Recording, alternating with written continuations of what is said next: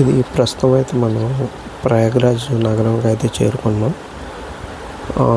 ఈ యొక్క నగరం చేరుకోవడానికి మన తెలుగు రాష్ట్రాల్లో విజయవాడ నుండి ప్రత్యేక రైళ్ళు అయితే ఏర్పాటు చేయడం జరిగింది ఈ మహాకుంభమేళా సందర్భంగా. అలా కాకుండా అన్ని రాష్ట్రాల నుండి కూడా ప్రత్యేక రైళ్ళు అయితే ఏర్పాటు చేయడం జరిగింది. డైరెక్ట్ రైళ్ళు అయితే ప్రయాగ్రాజ్ జంక్షన్కి అయితే చేరుకోవచ్చు. ప్రయాగ్రాజ్లోనే 2-3 స్టేషన్లు ఉన్నాయి. మనం అయితే ప్రయాగ్రాజ్ జంక్షన్లో అయితే దిగాలి.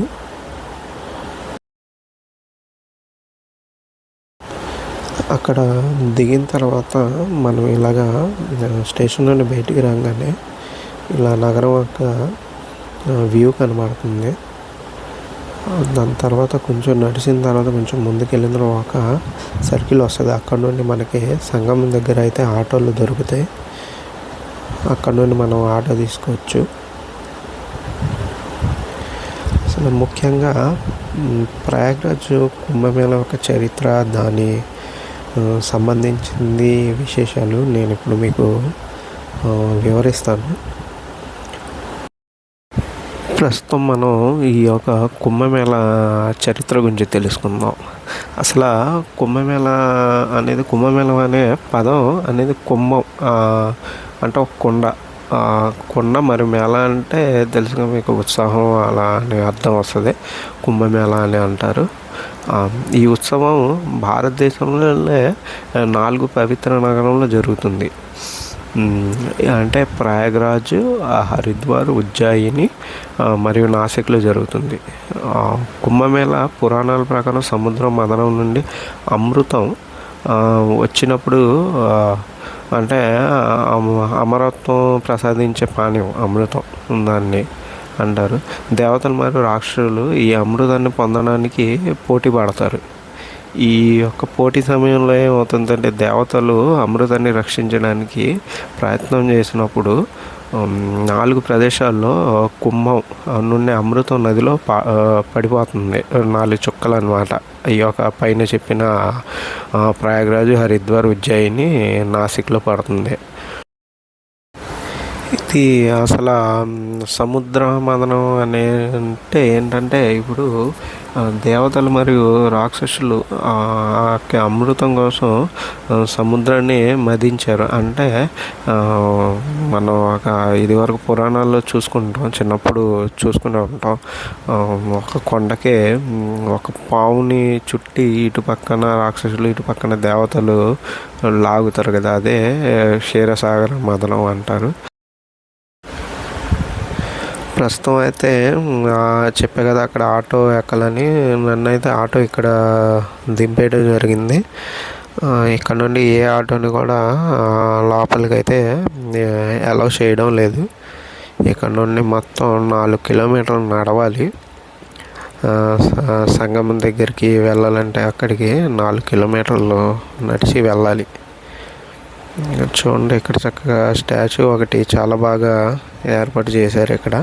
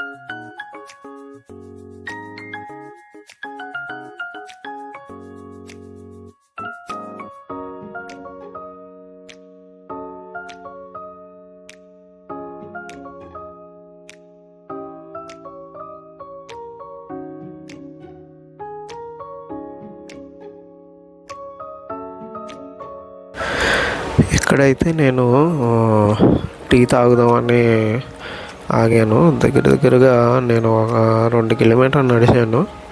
ఇంకా చాలా నడవాలి. ఇక్కడంతా టీ మట్టి గ్లాసుల్లో పోస్తున్నారు. అది మంచిగా అనిపించింది. చూద్దాం. చాలా చలి మట్టికి బాగుంది. వేడి టీ తాగితే ఆ మజానే వేరుగా ఉంటుంది.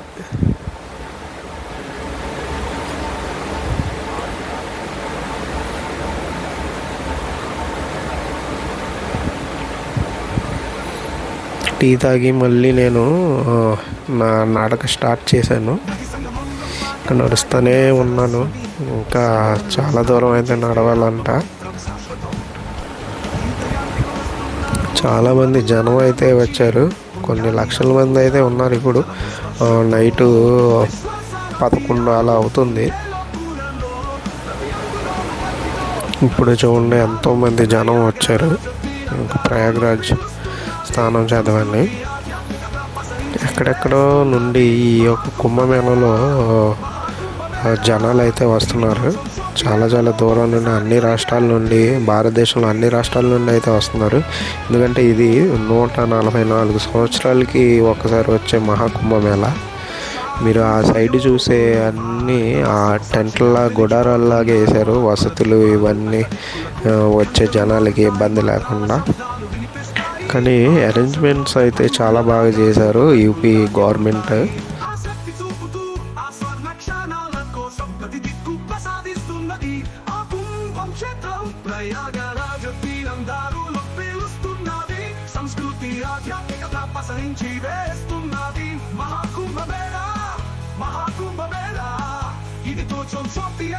ఒక్కసారి దొరికే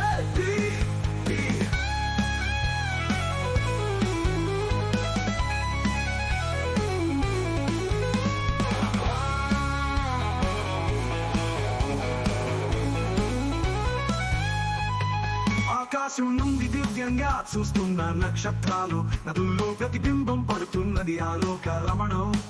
సంఘంలో నవతరం కలుస్తుంది, పురాతన సంప్రదాయాలు చరిత్రను కలిపి కొత్తగానే చూస్తున్నారు దాని సైనికులు. ఆయుష్మాన్ శాంతి దివ్య రసాల మధురం, ఈ యాత్రలలో మన హృదయాలు స్ఫూర్తి పుచ్చుతాయి. ప్రయాగరాజ తీరం దారులు పీలుస్తున్నది, సంస్కృతి ఆధ్యాత్మికత పసరించి వేస్తున్నది. మహాకుంభమేళ ఇది కొంచెం చోటి ఏళ్లలో ఒక్కసారి దొరికేది. నేటి భూమికే కాదు, అది ఆత్మల కలయిక. ఒక్కోసారి జీవితం నిలిచినట్లు ఉంటుంది. జల ప్రవాహం కొలుకులు గట్టిగా అందుకుంటుంది. ప్రతి జాడలోనూ పట్టి నిండిపోతుంది. స్నానంలో ప్రవహించే గంగా స్పర్శలో స్వర్గం కనపడుతుంది ప్రతి ఒక్కరి మనసులో. ప్రయాగరాజ తీరం దారులు పీలుస్తున్నది, సంస్కృతి ఆధ్యాత్మికత పసరించి వేస్తున్నది. మహాకుంభమేళ ఇది కొంచెం చోటి ఏళ్లలో ఒక్కసారి దొరికేది.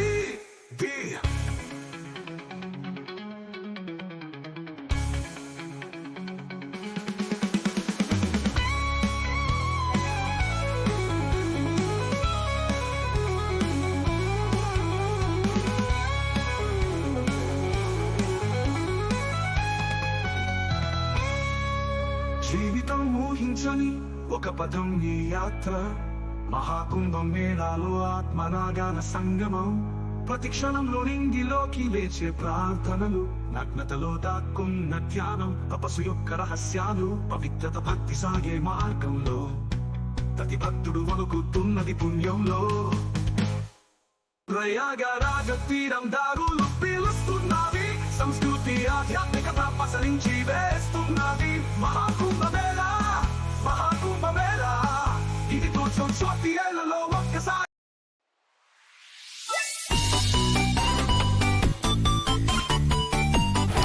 ఈ చలిలో కూడా లెక్క చేయకుండా ఎంతోమంది ఈ యొక్క ప్రయాగరాజ్కి పవిత్ర స్నానం చేద్దామని ఎక్కడెక్కడ నుండో వివిధ రాష్ట్రాల నుండి కూడా రావడం జరిగింది. ఎందుకంటే ఇది 144 సంవత్సరాలకు ఒకసారి జరిగేది కాబట్టి అంత దూరం నుండి ఇక్కడికి వచ్చారు చాలామంది.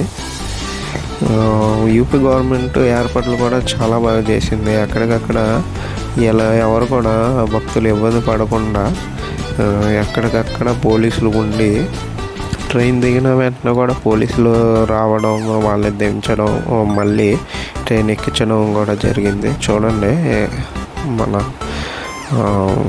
టీ షర్ట్లు కూడా అమ్ముతున్నారు ఇక్కడ వివిధ రకాల కొటేషన్తో. ఒక్కోటి 100 రూపాయలు అని చెప్పారు. అయితే మన సైజు దొరకలేదని తీసుకోలేదు. ద్వారం వచ్చింది, సంగమంకి వెళ్ళే ద్వారం దగ్గరికి అయితే చేరుకున్నాం. ఆ కనిపించే దగ్గర ఈ యొక్క ఏర్పాట్లు యూపీ గవర్నమెంట్ 3 సంవత్సరాల నుండి చేస్తుంది.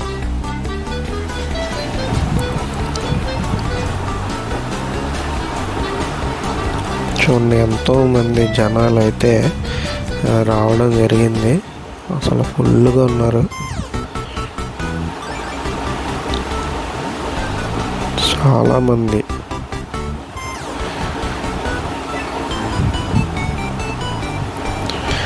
చూడండి, చాలామంది ఇలాగా అక్కడక్కడ టెంట్లు దొరక్క కూడా బయట ఇలాగనే కింద పరదాలు వేసుకుని పడుకుని పోయారు. ముఖ్యంగా 2 తర్వాత నుండి తెల్లారుజామున 4 వరకు అయితే అందరూ స్నానం చేయడానికి వెళ్తారు. అదో ప్రత్యేకమైన టైమింగ్ అనుకుంటా.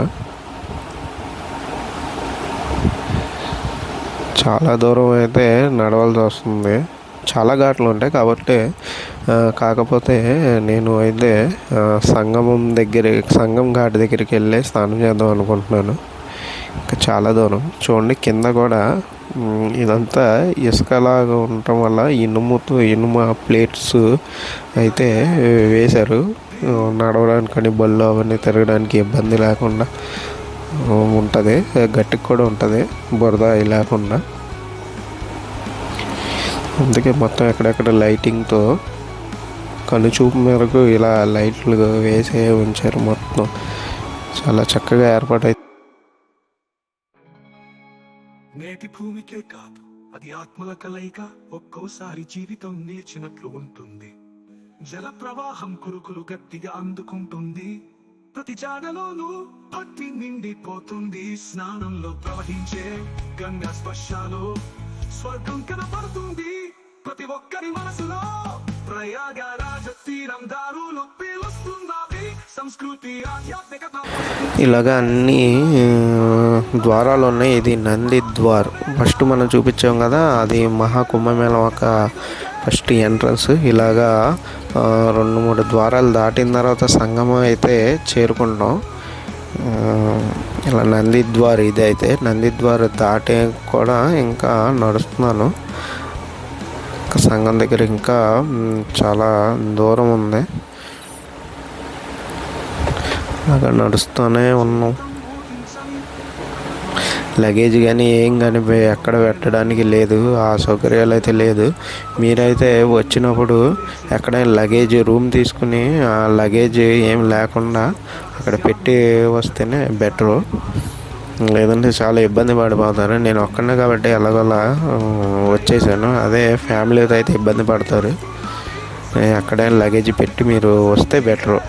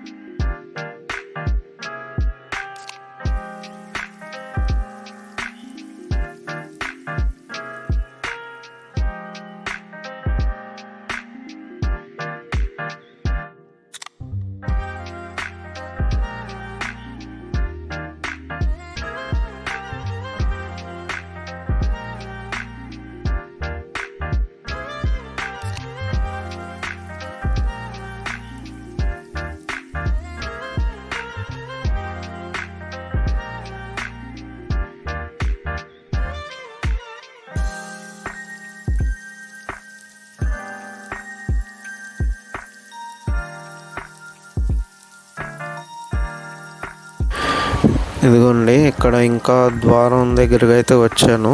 ఇదే లాస్ట్ ద్వారం. చూద్దాం ఇది ఏం ద్వారం ఇది.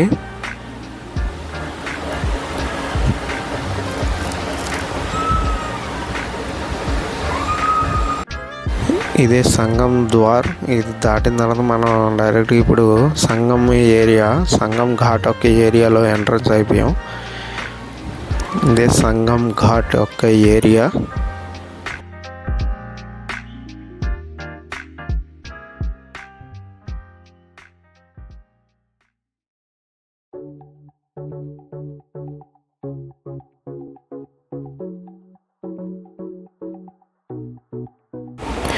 నేనైతే ఇప్పుడు సంగం ఘాట్ దగ్గరకు అయితే వచ్చేసాను. ఇంకా కొంచెం దూరం వెళ్తే చూడండి, అక్కడ ఎక్కడికక్కడ టాయిలెట్స్ కానీ ఇవన్నీ కూడా చాలా పెద్ద ఎత్తున అయితే ఏర్పాటు చేశారు.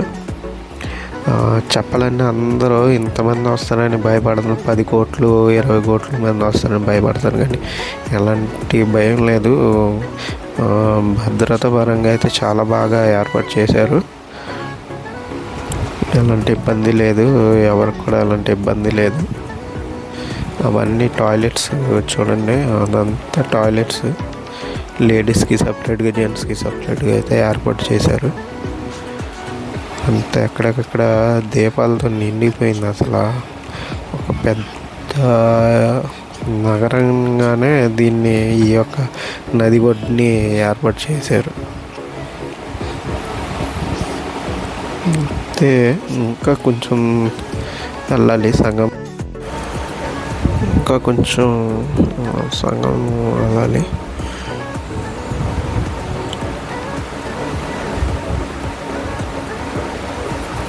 చూడండి, అక్కడికక్కడ లైటింగ్ అయితే ఉంది. ఇది నది యొక్క ఒడ్డు దగ్గరికి అయితే వచ్చేసాం. ఎంతోమంది భక్తులు అలాగా పడుకున్నారు.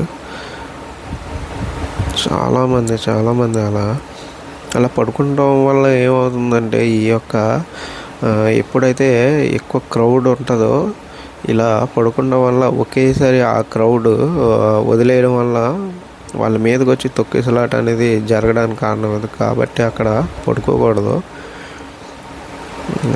చూడండి, ఇప్పుడు చాలా రకాల దేవుడు ఒక దండలు అయితే అమ్ముతున్నారు.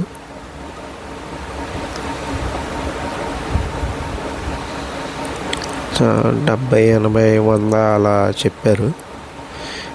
ఇప్పుడైతే మనం సంగం ఘాట్ దగ్గరికి అయితే వచ్చేసాం.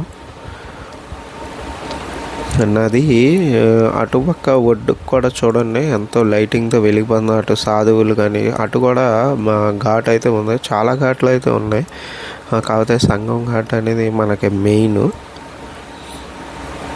ఎందుకండి ఘాట్ దగ్గర అయితే చాలామంది స్నానం చేస్తున్నారు.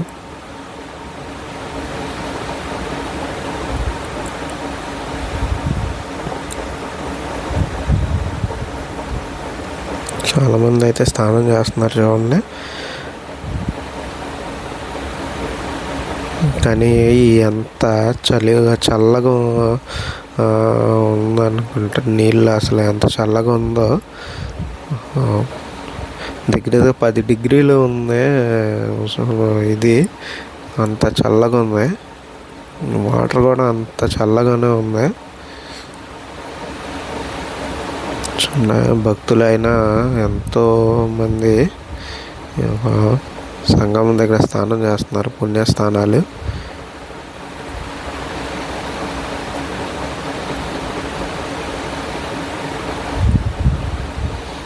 నేనైతే స్నానం చేశాను. స్నానం చేసి వచ్చేసాను. చాలా చల్లగా ఉంది వాటర్ అయితే. అలా ఫ్రీజ్ అయిపోయాను అంతే బాగా.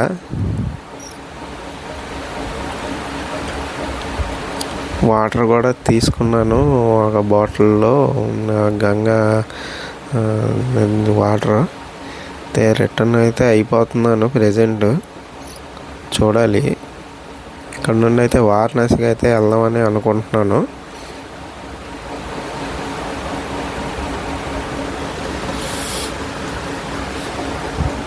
వారణాసి వెళ్ళి అక్కడ ఉండి అక్కడి నుండి అయోధ్య అయితే వెళ్తాను నేను. చూడండి ఎలా పడుకున్నారో అందరూ. అయితే అందరూ ఇక నేను స్నానం చేసేపాటికి దగ్గర 12-12:30 అవుతుంది. చేస్తాను నేను. ఇక వీళ్ళైతే తెల్లారుజామున చేస్తారు వీళ్ళందరూ. ఇప్పటికే ఇంకా తెల్లారైతే ఇంకా చల్లగా ఉంటుంది వాటర్. ఇప్పటికే అసలు ఫ్రీజ్ అయిపోయాను నేను అసలు స్నానం చేయగానే. అంత చల్లగా ఉంది వాటర్. కానీ ఒక్కసారి మునిగిన తర్వాత ఏం అనిపించలేదు, మళ్ళీ నార్మల్గా ఉంది.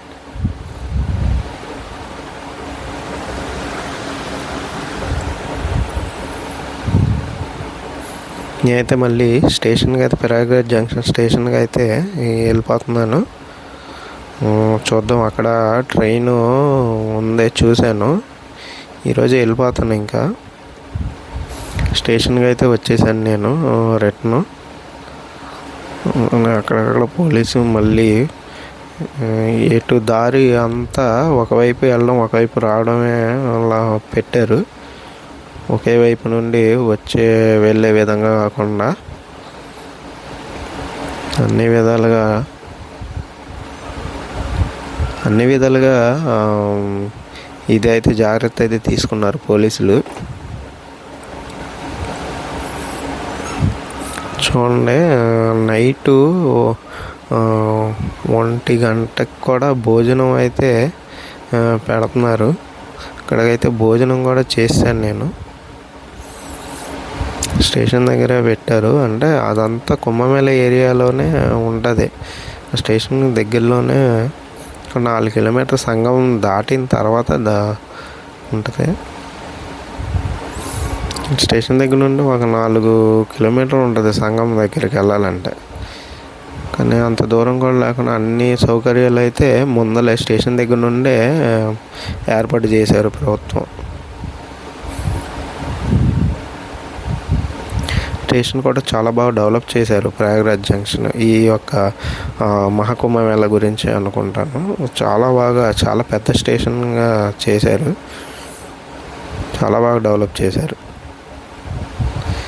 చూడండి, వారణాసి అయితే ట్రైన్ ఎక్కాను, జనరల్ ఎక్కాను. అసలు కనీసం